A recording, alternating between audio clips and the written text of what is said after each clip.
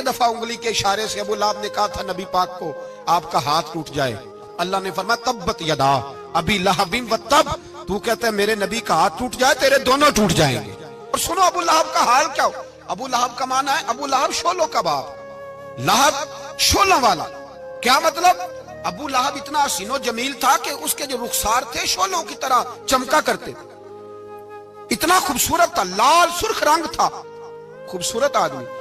अरब में जब गुर्बत थी तो इसके घर में उस वक्त भी 2 ईंटें सोने की थी। इतना मालदार आदमी और सरदार था सारे मक्के का, लेकिन नबी पाक की बेअदबी की। तुम्हें पता ही नहीं कि रब दुनिया में सबसे ज्यादा नाराज ही उससे है जो उसके रसूल का बेअदब है, सबसे ज्यादा नाराज ही उसी से।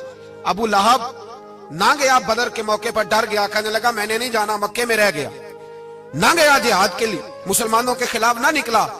लोगों ने बड़ा इसको लान तान किया, लेकिन कहने लगा मेरे खर्चे पे 4-5 बंदे ले जाओ, मैं नहीं जाऊंगा, पीछे रह गया। लोग कहने लगे बच गया, लेकिन इसके जिस्म के अंदर ऐसी बीमारी निकली कि रेशे से भर गया सारा वजूद, रेशे।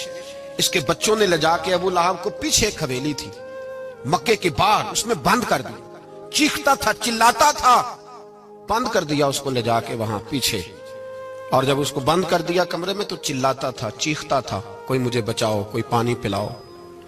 दरवाजा तोड़ के बाहर निकला तो चौक में मर गया अबू लहब। इतनी बदबू आती थी कि कोई करीब नहीं जाता था। चौक में लाश पड़ी थी, यह है मैयत किसी बेअदब की, मुंह दिखाने के काबिल नहीं, उनके दुश्मन पे लानत खुदा की, रहम पाने के काबिल नहीं है।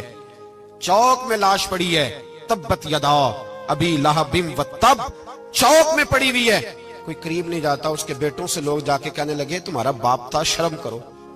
एक मुलाजिम को पैसे दिए उसके बेटे ने, कहा गड़ा खोदो और मेरे बाप को रस्सी के साथ पकड़ के उसमें फेंक दो। एक गड़ा खोदा मक्के की गली में और रस्सी के साथ पकड़कर, रस्सी के साथ बांध कर उसकी टांग को घसीट कर उस गड़े में डाल दिया, ऊपर से मिट्टी डाल दी, बदबू का वो ढेर बंद कर दिया। अबू लहब मक्के का सरदार था, पर जाने कहां मरदूद दफन है।